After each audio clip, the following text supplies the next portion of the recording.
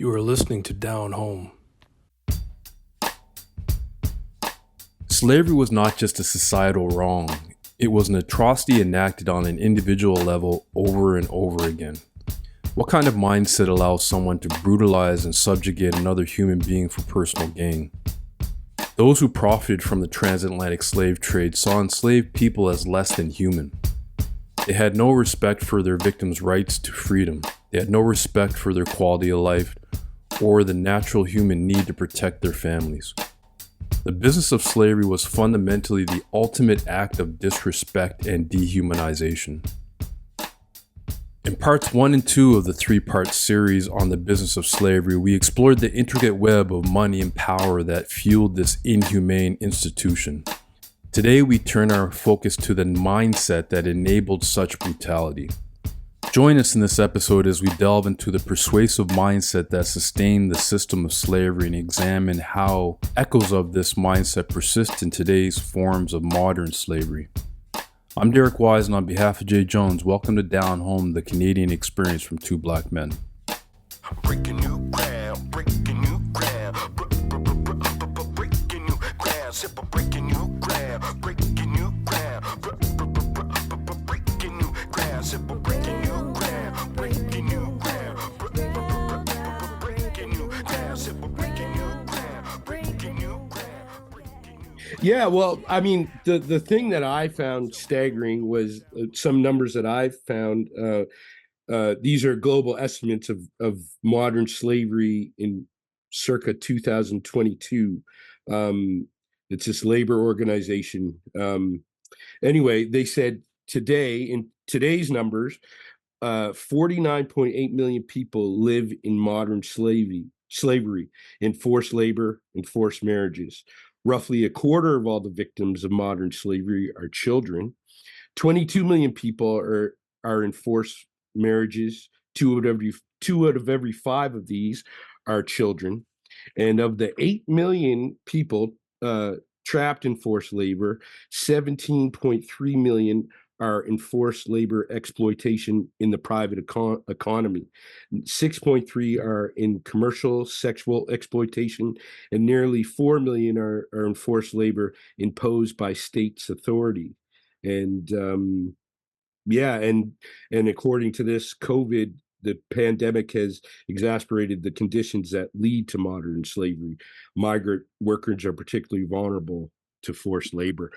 I just found that, just not only the Atlantic slave trade, not everything that we've been talking about since, there was one instance where you said, I think it was like something BC, where slavery basically had started, and it just carried on. And then, of course, the different categories of slavery, and then, of course, the Atlantic slave trade, and then, just all the sort of branches of slavery.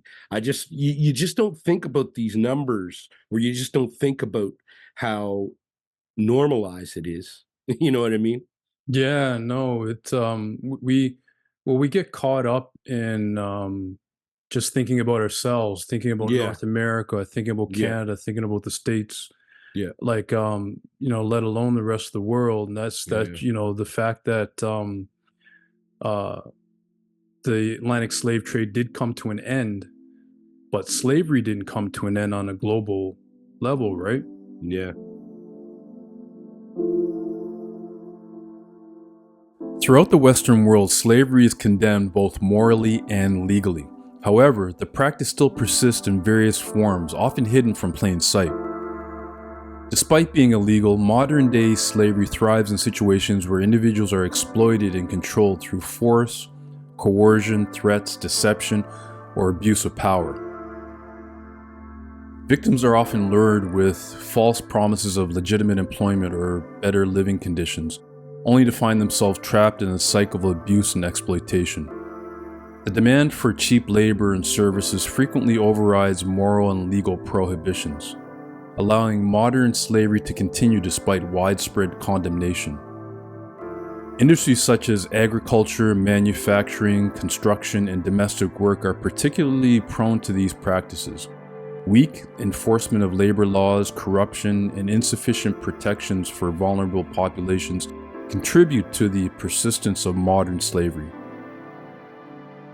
This episode's show notes will include links to both a Guardian article and an NPR article detailing the prevalence of modern-day slavery.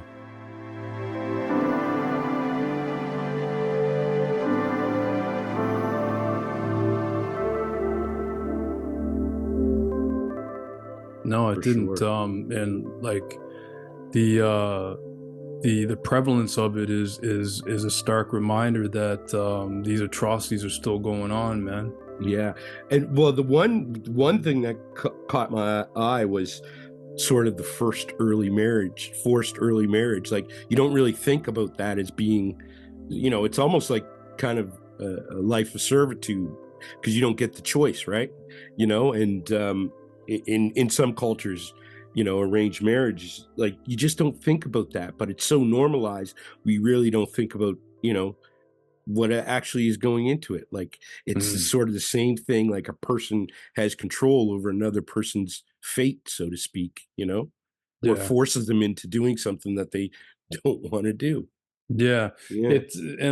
It's not prevalent in our westernized society, but Very being true. in Canada, though, we, especially Toronto, is very multicultural, and a lot of Hmm. different cultures come here, and some of these practices are brought with them.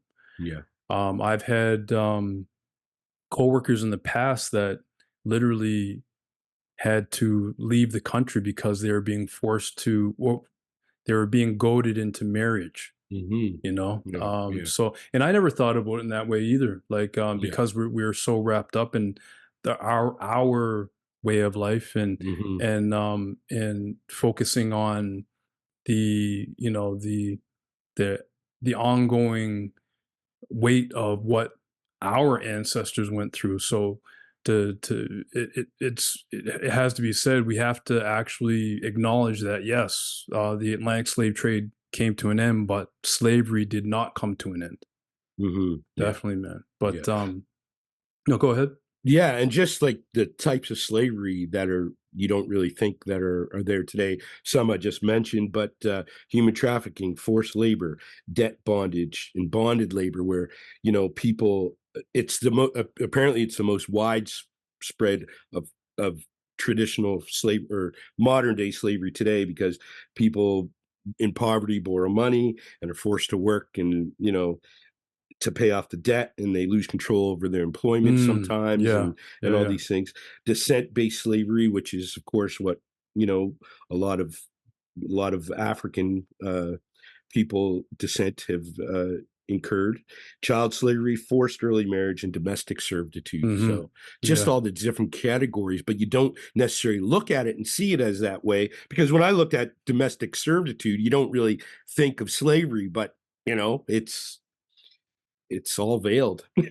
Yeah, exactly. Yeah, It just goes to show you that that old adage of, things change, but they remain relatively the same.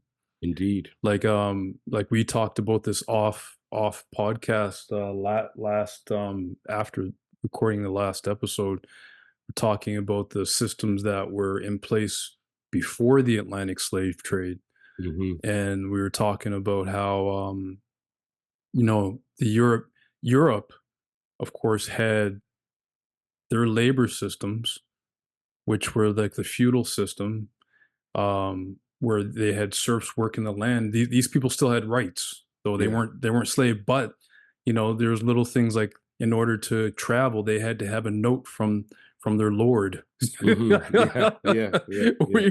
or they didn't own anything. They Hmm. worked the land, and Yeah. the concept of debt bondage was around then too. It was called Yeah. peonage. Like, Oh, so right. Right. that was there too, man. Hmm. Like the and it kind of, you wonder, all right, the Atlantic slave trade was such a huge revenue driver. um what replaced it, you know Yeah. like something had to replace it. While the abolition of the transatlantic slave trade was a significant milestone, the end of this brutal system didn't mean an end to exploitation. Various labor systems emerged to fill the gap left by slavery, and many of these were harsh and oppressive in their own right. One such system was indentured servitude. Workers primarily from Asia, especially India and China, were contracted to work for a set number of years in exchange for passage to the Americas or other colonies, food, shelter, and sometimes a small wage. Though it was meant to be temporary, the conditions were often grueling and exploitative. A large portion of the railway systems in both US and Canada were built on this type of labor. Then there was sharecropping, particularly in the southern United States. Freed African Americans and poor whites would work on land owned by others in exchange for a share of the crops produced. It sounds fair in theory, but in practice it kept sharecroppers in a cycle of debt and poverty, as they had to borrow against future harvests to buy supplies. Another oppressive system was convict leasing. This was prevalent in the southern United States as well. Prisoners, disproportionately African Americans imprisoned for made-up offenses such as loitering, were leased to private businesses to perform labor. It was essentially slavery by another name. In some British colonies, former slaves were forced into apprenticeship programs. They had to work for their former owners or other employers for a set number of years before gaining full freedom. These programs often extended the conditions of slavery under the guise of training and transition. Migration and labor recruitment were also significant. Large-scale recruitment programs were implemented to meet labor demands in agriculture, mining, and other industries. Workers from Europe and Asia were brought in, often facing difficult and exploitative working conditions. This type of labor recruitment continues to this day. Both in Canada and the US, large numbers of Central and South American migrant workers are recruited to work in the agricultural industry. These workers often face long working days, cramped living conditions, and poor wages. So while the abolition of the transatlantic slave trade was a major victory, it didn't end the exploitation. These new systems continued to oppress and exploit workers, showing that the fight for true freedom and fair labor practices was far from over.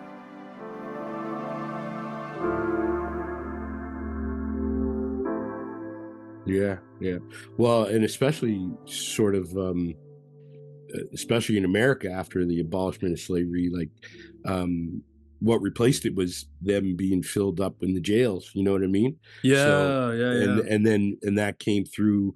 It came through as free labor, and then it was justified because you quote unquote broke the law. So you had I always found it crazy. You found all these displaced, all of a sudden blacks that are free from slavery, Mm, and they're lost, displaced, their families are gone, and they might be loitering, or they were often charged with vagrancy, and yeah, and just thrown into jail and then sent back to work the fields, and yeah. or whatever else was going on as America became industrialized. Yeah, So slavery was over, but it was replaced by quote unquote black laws. So, yeah, yeah, yeah. there was a set of laws that forbade, like, black people couldn't vote, they couldn't own land, Hmm. they couldn't travel to certain places. Yeah, And that even went away a little bit and was replaced in the South by Jim Crow laws. exactly. Yeah, yeah. So, and coming from the underneath the Jim Crow laws in the South, and before we go into that, there was actually certain forms of black laws in Canada as well. Yeah, I don't There know. I'm was, not too well versed in them at all, but yeah. I'm not definitely not surprised. Do you know any of them, or No, I don't. But I couldn't find a lot of right? information about this, Yeah, and yeah, that's not surprising because Canada seems to be able to scrub its history. yeah. Well, before we go back to the Jim Crow laws, that's the problem with slavery to begin with, in all its, you know, in all whatever category it comes into. No one wants to talk about it. Mm, You know what I mean? No one wants to Yeah. talk about it. The blacks don't want to talk about it because there's so much shame and embarrassment attached to it, and also affects people's mental health. And then the whites don't want to talk about it because of the guilt and the shame and everything, even though it might not have been, current white people, it might be their ancestors. But it's so convoluted with so many different emotions that no one really can even touch it. So therefore, what's left is all this stuff that happened Mm. because some of it isn't known. We still live by the sort of same stereotypes and same narratives, and it's all normalized. And Mm. we stay in this place of pain. We keep holding on to the pain. You know what I mean? And how can you sort of make amends with yourself if you're still feeling these things, and or even the thought of slavery? It doesn't matter because no one seems to want to talk about it anyway, so it's like nothing people went through in those, you know those those situations. It seems like, oh well. Yeah. And even though it didn't directly happen to us, it's the generational trauma that goes down and down and down and down and down to the point where all the things that were created because of the abolishment of slavery has affected black families for Yeah. centuries. You know? I would even argue, and this is a take that a lot of people don't get. I would even argue that the institution of slavery was in a way it was a ruse. I know it was brutal and everything, Hmm. but what I mean by a ruse is that it was a huge money maker, Yeah. right? For a lot of countries and a lot of companies. But it's also a ruse because there were a lot of very poor and misplaced whites that were affected by it too. But Hmm. the difference being is that, and we had, I think it was your friend Amanda that came on, Hmm. and she was talking. She was a guest that was talking about the origins of race and whatnot. Yes. And the again, I think it was a ruse because you had the people that were, and this happened over centuries. Hmm. But the people that own the powers of production, they couldn't. Not everyone could be on top. Hmm. So you had the ownership elite, and you had a bunch of extremely poor white people, and then you had the slaves, Hmm. right? Yeah. And in order to essentially pacify this poor white populace, they were like, hey, and this didn't happen in one instance, but it was like, okay, you're like us. You're Hmm. like us. So we're putting you up here above the black man. Yeah. Yeah. And you, if you work hard and you do what you're told, you can come up here with us. Yeah. Yeah. And that was the ruse, right? That Yeah. was the Yeah. lie that a Yeah. lot of poor whites were fed, and the messages over centuries that they were Yeah. they were fed. Yeah. And if you think about what's going on in the last 150 years or so, Hmm. it even though slavery was abolished, Hmm. these same sort of messages have been fed through. Yeah. If Yeah. you work hard, you can get up here and you can, the same sort of messages. And Yeah. it's been fed not only to our black population, oh, you're free now. Yeah. You can, Yeah. if you Exactly. if you If work hard, you can achieve. Yeah. But when it comes down to it, they still don't own, like the people that own the powers of production though. And Hmm. this goes for these poor, and the poor whites became the middle class whites who are becoming Very. poor again, Yeah. Very right? much so. Yeah. Yeah, you know what I mean? Yeah. It's still the same message Yeah. that's Yeah. coming through. Yeah.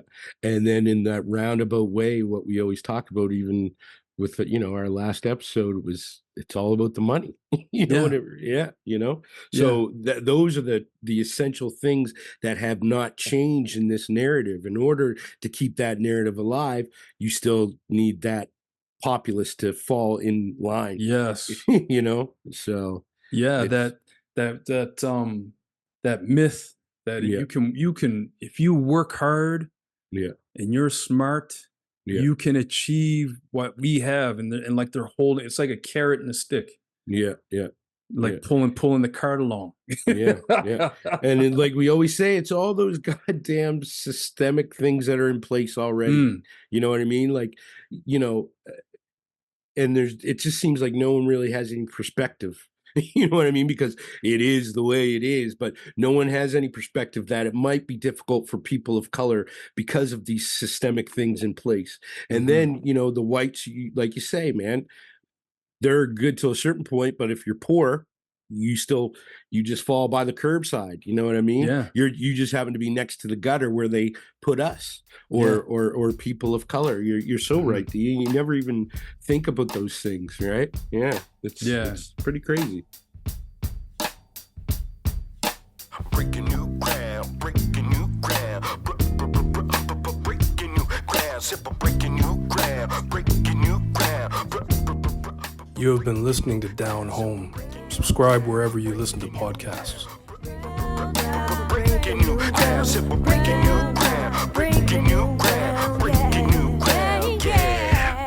On a high plateau, from the one down below to the future of the funk, getting lost in the flow. Contact with the spark magex. Now it's time to flex with the force from the soul, reaching all aspects, getting deep, no time to sleep. As you reach your next phase, laying it all on the line. New trails start to blaze. It's a fire inside, a brand new path, breaking down the sum to one. Feeling free, I just laugh with the joy. The song, Breaking New Ground, from The Breakdown. The vibe like magic prescribed, only to see the perfect blend, like a diamond in the rough, ready to drop a perfect gem. It's time to shine so fine, to see what you find. A revolution.